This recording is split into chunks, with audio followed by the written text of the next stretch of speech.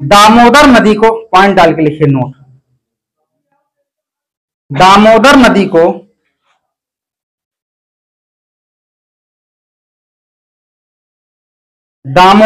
को जैविक मरुस्थल के नाम से जानते हैं। दामोदर नदी, इसको क्यों लिखवा रहे हैं? क्योंकि यह हुगली की सहायक नदी और इसी साथ याद हो जाए। दामोदर नदी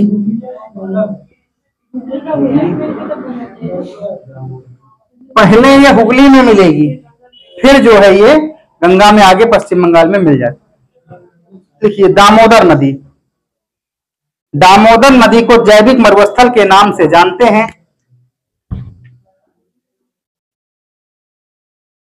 दामोदर नदी को जैविक मरुस्थल के नाम से जानते हैं। जैविक मरुस्थल के नाम से जानते हैं। अब इसको हम क्या लिख देंगे? सहायक नदी। या हुगली नदी की सहायक नदी है। कौन सी नदी है? सहायक नदी है। यहां तक बात क्लियर हो गई। अब हेडिंग डालिए फिर से, मिलान ग्लेशियर। अब गंगा को निकाल देते हैं थोड़ा सा। मिलान ग्लेशियर क्यों समझाएंगे?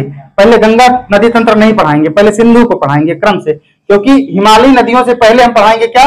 सिंधु नदी तंत्र, जो ट्रांस हिमालय में बह रही है, फिर हिमालय पे आएंगे, क्रम से ही आएंगे ऊपर से।